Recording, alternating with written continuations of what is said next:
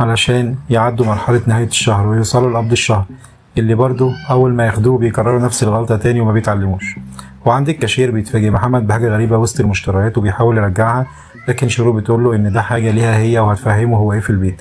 والكاشير بيرد يقول له ده اختبار حمل، وهي بتقول للكاشير محدش سألك.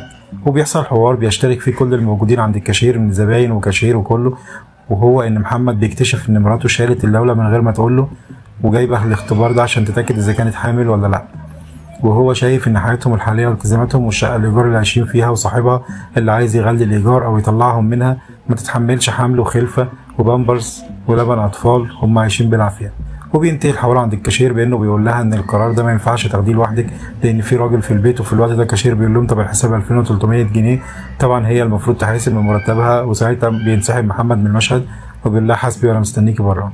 وأول ما بيرجعوا البيت شروق بتدخل الحمام علشان تشوف اختبار الحمل، محمد بيستناها بره ويفضل رايح جاي زي ما تكون بتولد مش بتعمل اختبار حمل. وساعتها يجي في دماغه كل الأفكار السلبية زي العيل ده هياكل منين ويشرب منين ويتعلم ازاي وبكام. واول ما بتخرج بتوريه الاختبار وهي فرحانه وبيقول لها مش فاهم يعني ايه. بتقول له شرطتين يعني ايجابي. بيقول لها يعني حامل؟ انا مش موافق على الحمل ده. بتقول له يعني ايه مش موافق؟ هو احنا ماشيين مع بعض؟ احنا متجوزين يا محمد. وبيبدا الخلاف بينهم على القرار الغلط اللي هي خدته. وهو في نص الخناقه بيقول لها انت مش محترمه عشان تعملي كده، وهي بتساله بتمسك في الكلمه دي وبتلم هدومها وتمشي وبتنزل تقف تاكسي عشان تروح لابوها. وبعدها بشويه محمد بيلاقي الباب بيخبط، اما بيفتح بيلاقي شخص غريب داخل على السفره وبيلم المشتريات اللي اشتراها مع بعض، وبيقول له الهانم عايزه الحاجات اللي اشتريتها بمرتبها. وبيطلع ان ده سواق التاكسي اللي بيوصلها.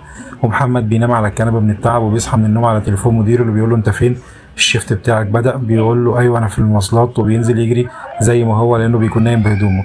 وبيروح المترو وعند شباك التذاكر بيقابل موظف عنده طولة بال غريبة وهو مستعجل وبيطلب منه تذكرة مترو. والموظف بيقول له ايه طب ثواني انا برتب الفلوس. وبعدها بيقطع تذكرة المترو وبيركب المترو بيلاقي اللي جنبه راشقين عينيهم في موبايله طول السكة. ودي اكتر حاجة ممكن تلفت نظرك في المسلسل ده، انه بيجيب مشاكل ممكن تقابلك كل يوم في حياتك اليومية.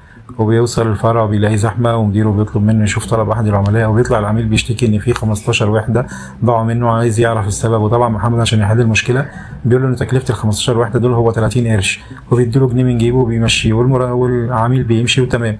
وبعدها بيكون عنده زبون عايز يشتري خط لكن مطول قوي وعايز وقت عشان يختار. وساعتها محمد بيطلب منه يستراح في الاستراحة وبيختار براحته.